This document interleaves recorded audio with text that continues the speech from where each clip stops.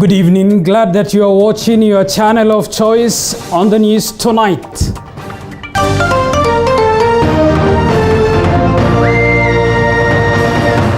Tonight. Anaweza serikali tuangalie. Manake hakuna kitu tutendea maana. Kila mtu anapiga nduru. Kenyans decry the hike in fuel prices as public transport operators threaten to go on strike tomorrow to protest against the new prices. Also tonight. Na mimi naunga mkono sana agizo ya maaskofu ambao wanasema tusiingize siasa ndani ya kanisa. ODM leader Raila Odinga denied an opportunity to address a congregation for the second time. This time it happened at a PCEA church in Kiambu. And a police officer seriously injured with machete in Rumuruti, Laikipia County, as a standoff between herders and farmers enters day 2 in the busy town.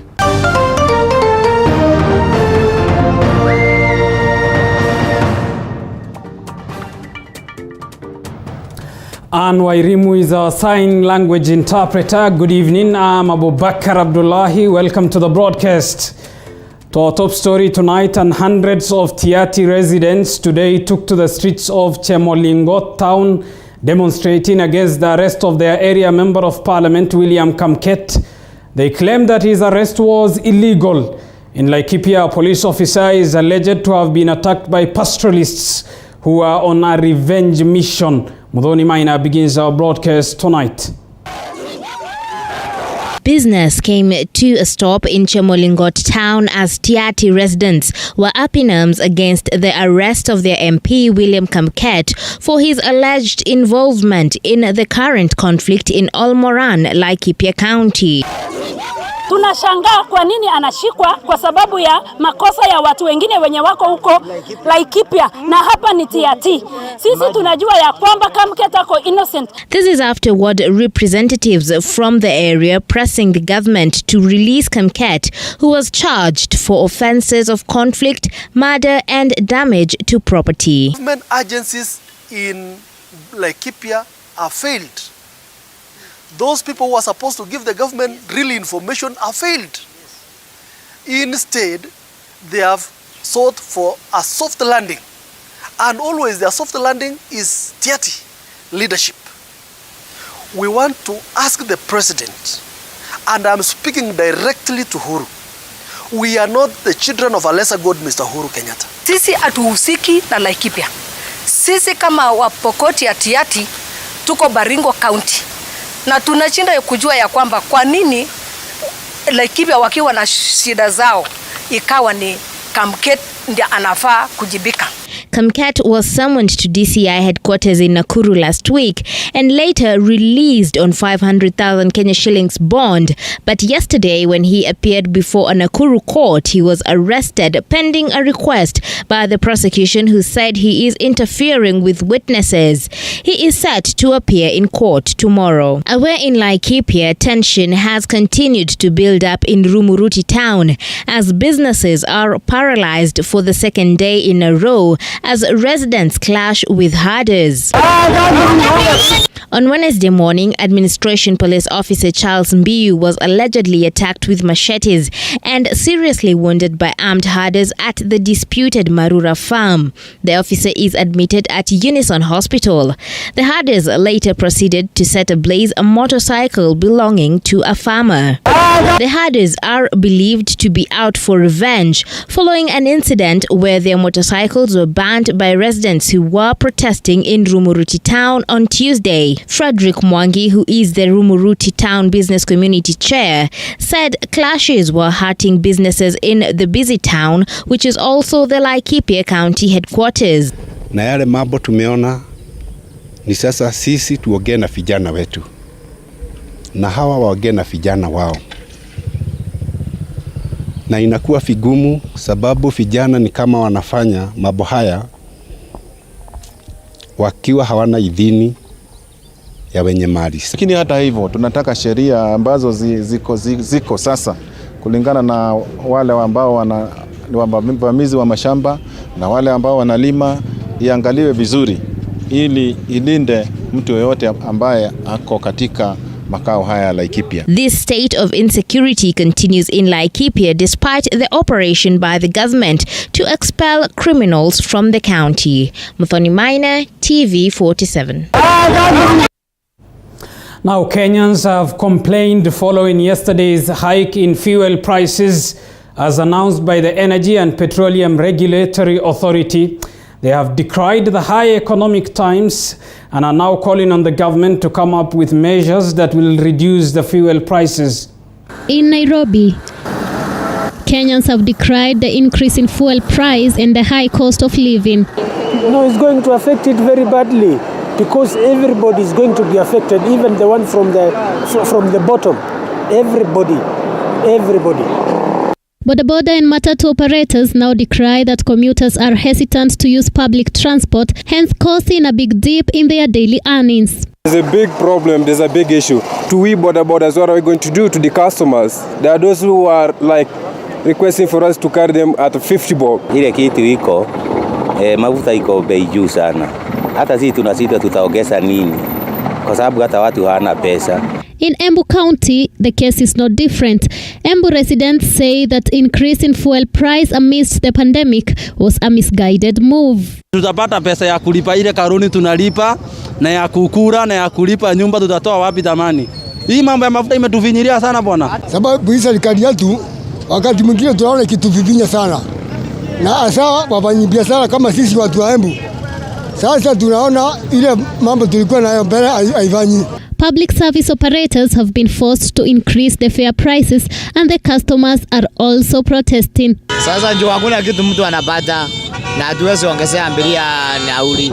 Sasa waangalie mambo ya mafuta. Ndio sasa mafuta ndio kila kitu. Kienda kama tunabeba abiria tunawalipisha 50, sasa tunawalipisha 150. Sasa hata hakuna customer, tumekaa huku. Anaweza serikali tuangalie. Manake hakuna kitu tutendea maana. Kila mtu anapiga nduru. Political leaders have also joined Kenyans in protesting against the fuel hike, saying nothing significant has happened in the country to necessitate such a move. Because what is it that has necessitated this high increase in fuel? Somebody has to stand up and speak for Kenyans. Hiyo ni upuzi mtupu. Upuzi ya regulation ambao iliwekwa kwa sheria. Inasema serikali ndio sasa inatuambia bei ya petroli itakuwa nini. Kenyans are now calling on the government to come up with measures that will reduce fuel prices and caution them against the effects of COVID-19. Petrol, diesel and kerosene prices increased by between 7 shillings and 58 cents and 12 shillings and 97 cents. Fidweru, TV47. Moving on, Juliana Cherera has been appointed as the new Vice Chair of the Independent Electoral and Boundaries Commission. According to IEBC's statement from the Chair, Wafula Chebukati, Cherera, who is among the 4 new IEBC commissioners, was unanimously elected in a meeting held at the Electoral Agency's boardroom on Wednesday. And as David Mudhoka now reports, this comes at a time when pressure is mounting for IEBC to hunt for a chief executive officer ahead of the next year's general election. After being vacant for more than 3 years following the resignation of former IEBC Commissioner Connie Maina, the vice chair position at the IEBC was on Wednesday filled by Juliana Cherera, barely weeks after she was appointed as a commissioner to the electoral agency. According to a statement by IEBC chair Wafula Chebukati, Cherera's latest feather in her cap was given the nod by her counterparts earlier today in a meeting held at Anniversary Towers.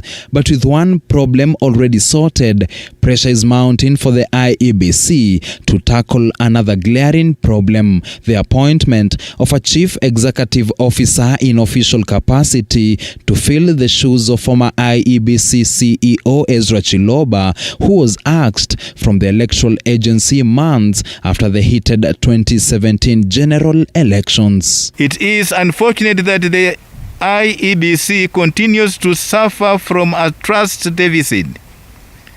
As it stands, the IEBC still does not have a substantive chief executive officer less than a year to the next general elections. The statements from the Catholic bishops was reiterated by Wiper boss Kalonzo Musyoka, who insisted that the credibility of the elections referee would be bolstered by a fully constituted IEBC. The IEBC CEO position is being held in an acting capacity by Marjan Hussein. David Mudhoka, TV47. Moving on, ODM party leader Raila Odinga has welcomed the move by the church to ban politicians from politicking in churches, noting that the church is a sacred place and should be respected. Church leaders have also called on politicians to stop using the church for political rhetoric. Mike Kagwongo has the details. Few days after Archbishop of the Anglican Church of Kenya, Jackson Ole Sapit, denied the politicians from politicking in church, the ODM leader Raila Odinga was yet again denied the chance of addressing mourners by the PCEA Church in Gesha Village, Limuru constituency in Kiambu County. Speaking after the service, Odinga reiterated that the church is a sacred place and should not be a place of politics, considering a number of politicians in the country have been said to use the platforms for self-gain. Mimi natoa shukrani sana kwa kanisa kwa sasa kuanza kusimamia mambo ya uhaki. Kanisa ndio imekuwa ni nguzo ya uhaki katika taifa letu. Na mimi naunga mkono sana agizo ya maaskofu ambao wanasema tusiingize siasa ndani ya kanisa. Tukiingia kwa kanisa, siasa yetu, tofauti yetu ya kisiasa tunawacha nje. Mimi kawaida siongei siasa kwa kanisa. Kwa hivyo tunafurahia na tusione ni kama ni mambo imebadilika. Hiyo ndio imekuwa mambo ya kanisa na mimi nimekuwa nikisema tukimaliza tuende upande ule mwingine tuongee. Elsewhere, National Council of Churches of Kenya NCCK has urged all the ministers not to realign themselves with political leaders and avoid using the podium to drum up support for political purposes that can lead to disharmony, discord, and violence. Where he told politicians, yes, you are here, we acknowledge you, but we are sorry, you are not going to have the microphone. We saw some of them left, but it's okay. But what we want to safeguard is the people of Kenya. And we want to set a good example as a church. I personally have had a chance to appear in Parliament. And in Parliament, actually, even if you go there as a pastor, they call you a stranger. We are not calling politicians strangers in the places of worship. But at least for the pulpit, they will remain strangers. And that way, we shall be able to navigate the next election. Speaking in Limuru when officially closing the 64th Assembly, the NCCK Secretary General Reverend Canon Chris Kenyajui said politicians attending church service should avoid politics to enhance unity of purpose. They have also urged President Uhuru Kenyatta and his deputy William Ruto to shelve their personal differences and address the challenges dogging Kenyans. For TV47, I'm Mike Kagwongo. It's my prayer partner and prayer. Thank you, Mike Kagwongo, for that. Elsewhere, a section of Catholic bishops have urged the head of state and his deputy to end their feud and instead lead by example, since a majority of Kenyans are sharply divided over their different affiliations, the ones the president and his deputy lead. Grace Josephine explains. President Uhuru Kenyatta and his deputy William Ruto have been urged to make amends for the sake of fostering harmony in the country. This is according to a statement by the 23-member Kenya Conference of Catholic Bishops who had convened in Nairobi. The public exchanges that are being witnessed are dangerous for the prevailing peace and tranquility in the country and cannot be taken lightly. They are already creating anxiety among the people and have potential to ignite political violence if not addressed with immediate effect. We are deeply concerned that if this open disagreement between the president and the deputy president is taken up by their supporters, the trickle-down effect it could generate across a country would be dire to even contemplate. Over the last few weeks, the troubled Uhuru-Ruto bromance played out openly, with both displaying their dirty linen in public. The head of state dared his 9-year second in command to quit government following his criticism of the very same regime he serves. In what was fashioned as a retaliation to his boss, Ruto declared that he had no intention to step down. The honorable thing that leaders do is to say, I disagree with the policies of this government, and therefore I wish to disassociate myself from them, and you tender your resignation. I have no space to retreat, and I don't have the luxury to surrender. In a bid to salvage the country's peace and stability, the church leaders have offered to mediate the discord between the former political brothers at a time when the political temperatures in the country are quickly gaining momentum. In a young democracy like ours, it is important that there is unity among the top leaders, as this gives confidence to the people. As church leaders, we are ready to step in and mediate a working arrangement between the two leaders that our country badly needs, as provided by the Constitution. Kenya is set to have the general elections by next year in August, which is set to be a two-horse race between Uhuru's Jubilee Party and Ruto's UDA. Grace Josephine reporting for TV47. Thank you, Grace Josephine, for that. You're watching TV47 News tonight. Time for us to take a short break. Stay with us.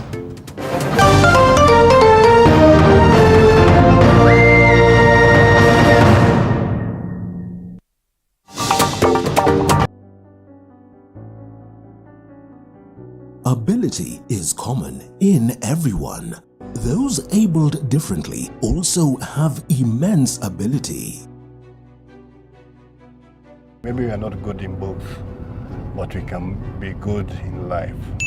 They reach beyond the limits in their special, different way. If the society can just be careful in what they call them and how they refer to them, that would at least be better. They need to be loved. They have feelings. They would like to give love. It's a natural thing. Catch their story on Beyond the Limit on TV47 every Saturday at 7:30 p.m. The brain does not exactly know how to differentiate physical pain from the psychological. Nilikuwa na feel nimefeel hata watoi wangu. This month, our sisters, mothers and friends share their heartfelt stories of the pain and struggles with Joy Irongo. We are all about being authentic and sharing our lifetime experiences to speak hope and empower a woman who's probably going through a rough patch. Join us as we unravel the heartache. So the doctor told me she has only 2 weeks to live. Mimi nilikaa tu miezi 2 tu nikiwa na furaha kwa ndoa. Every Saturday at 8:30 p.m. Are you looking to buy a home? Or are you looking to build one, yet you don't know where to start?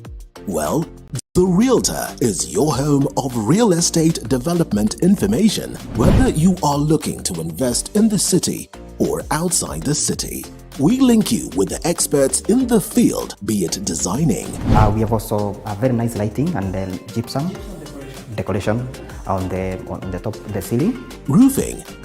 When you involve a professional in your construction, there is a difference. Project that has been delivered by a professional person and a project that has not been delivered by a professional person. Interiors. What we are trying to go is for a mix of European and Middle Eastern look. Everything all under one roof. Join us every Tuesday at 7:30 p.m.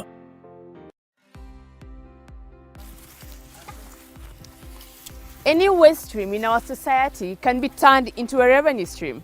Basically, turning lemons to lemonade. It could be a restaurant, animation industry, artistry, or even fitness. Just like the sweet and sour taste of lemons, businesses have their highs and their laws. Join me, Violet Njeki, on the ground. County have downed their tools for what they term as a breach of contract by the county government of Mombasa.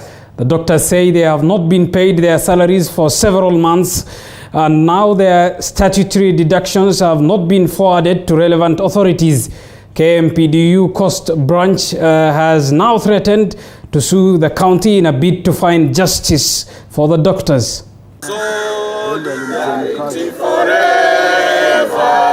Speaking to the media, the doctors expressed their dissatisfaction in the manner in which the county government of Mombasa is handling matters pertaining health workers. The doctors say the county has breached an agreement they signed early this year as part of the return to work formula. The Mombasa county government has breached major parts of the return to work formula, which we collectively signed on 15th January this year. The article number 3 of return to work formula had clearly stated that all phase 2 promotions letters will be issued not later than March 2021 and effected in the April 2021 payroll. We are today at exactly 5 months past the promised time. They say their salaries have not been paid for 3 months and their statutory deductions have not been submitted to the relevant authorities, which has plunged majority of them into financial crisis. Besides, they have been working without medical covers for a year despite being in a high-risk field. Mwaka mzima madaktari wanakaa bila bima ya afya, wanaona ugonjwa wa COVID bila bima ya afya. Kwa hivyo tuseme hii county imesema hawa madaktari na familia zao wao na mambo ya bima ya afya tupilia mbali, hawajali kabisa. La pili ni kuwa kwa miezi 5 madaktari deductions zao hazijalipwa. Yani kama mambo ya NHIF, NSSF, mambo ya labda maloni ya benki, miezi 5 hawajalipa. Madaktari wote wako CRB, wako taban kabisa, hawana lolote. La tatu ni kwa mshahara haijalipwa kwa miezi 3. Je, wewe utaona wapi mtu yafanya kazi kwa miezi 3 bila mshahara, kwani sisi mabusu? However, through the Kenya Medical Practitioners and Dentists Union KMPDU, the doctors have vowed to sue the county for breach of contract as well as file complaints to the Ethics and Anti-Corruption Commission. We are asking that, medicine is a very hierarchical system. If you can't do something, you pass it to somebody who can do it better. So it will be a wise idea that the first city of this country was given to the military. We are asking that this city be given to the military to manage. Yes. That is my word. Yes. Medical services are now paralyzed in the county health facilities, with the practitioners advising patients to visit hospitals in the neighboring counties. As medical practitioners continue with their strike, only time will tell the fate of patients in this county. Patronila Goren for TV47 in Mombasa. Elsewhere, former director of Kenya Medical Research Institute, Dr. David Kiprotich, has been found guilty of transferring the institution's money amounting to 19.8 million shillings. Trial Magistrate Thomas Nzioka said that the prosecution has proved a graft case against Kiprotich in all the 4 counts he was charged with in 2006. As a result, the former Kemri boss was sentenced to 1 year in jail or pay a fine of 19.9 million shillings. The accused pleaded with the court to be allowed to pay the amount in installments for 5 months to avoid being taken to prison. The prosecution opposed the application by the accused, saying the law does not allow such payments in installments. 521 section 48. One of this court.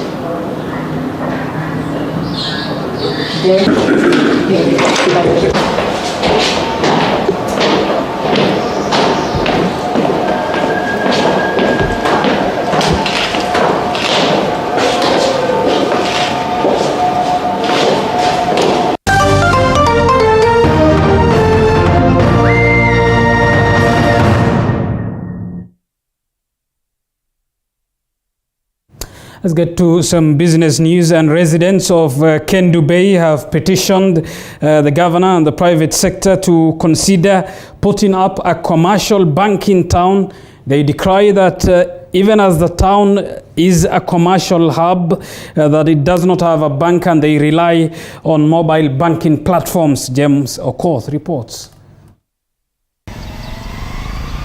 Kendu Bay town is a hub of economic activities ranging from fishing, trade, transport and tourism, a factor that has catapulted growth and development of the fast-growing town. However, with the absence of a commercial bank, traders and investors claim that there has been high insecurity in the area. Most of the money tunaweka kwa M-Pesa. Wengine mpaka sasa hivi bado wanalala na pesa nyumbani. So kuna insecurities huku manyumbani pia. Unapata watu wanavamia hizi maboma na pesa zinaibwa. Hiyo ni challenge moja tunapitia. Vitu zingine tunapitia hapa. Hiyo transport, hiyo pesa, hiyo the cost from here maybe to ndio tufike Homa Bay kwa bank, unapata the transport inakuwa mingi. Kindu hii kuna exchange ya pesa iko mingi sana kutokamana na vile hii town inakuwa very speed, yani vile inakuwa na haraka.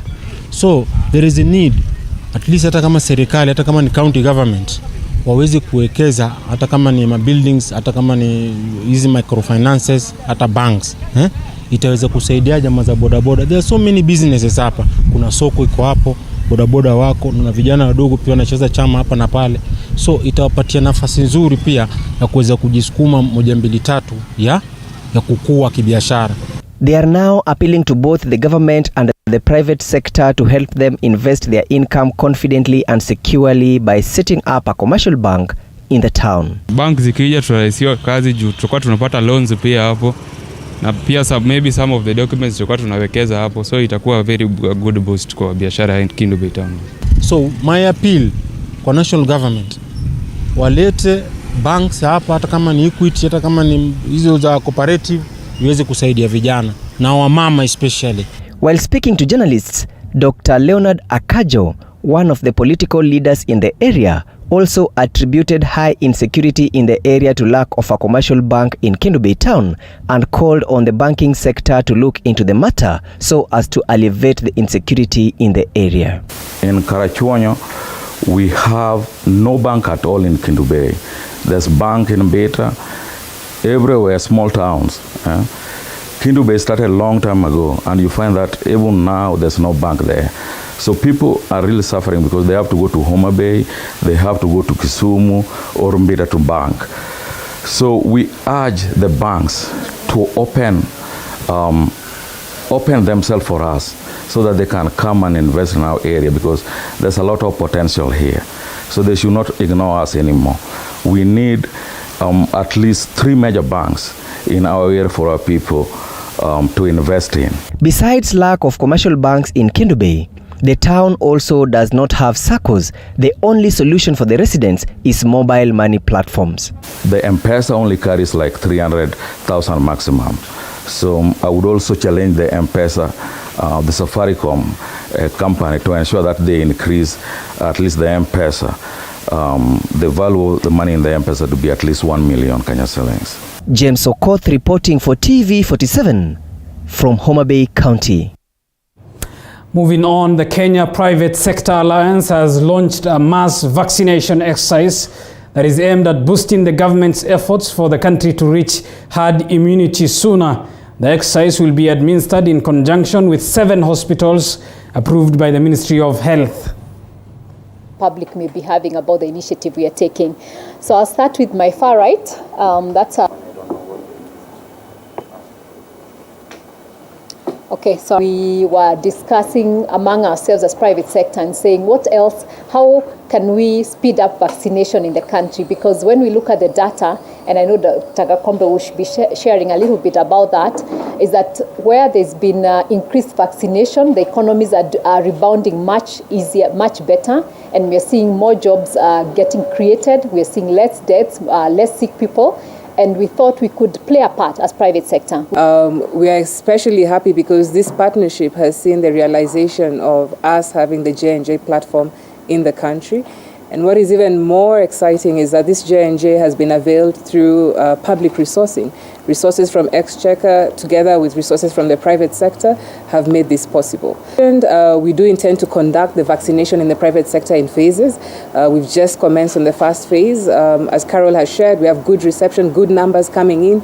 And we are optimistic that we'll be able to hit our targets. Private sector decided to come and support government in two ways. One, to see what we can do, be it financially. But there's also the other side where when you have skin in the game, I believe you push the uptake. And for us, we want to do as much or move back into normal business as possible. The more places and the more we are able to allow this vaccination to be accessed, we'll definitely make sure that we do get our move towards herd immunity. It's difficult, it's a long process, but I would just like to thank government for just allowing us to partner with them step by step. The ministry to track infections, to track vaccination, to track testing, and basically use that as a source of feedback to know whether things are working. Moving on, cane farmers from Western region have protested over the reduction of sugarcane prices from 4,040 shillings per ton to 3,800 shillings per ton. Speaking to journalists in Mumias town, cane farmers from Busia, Bungoma and Kakamega said that this has been largely contributed by sugar imported into the country. The farmers want the government to regulate sugar imports, even as they accuse some leaders who took advantage of the sector to import cheap sugar into the country.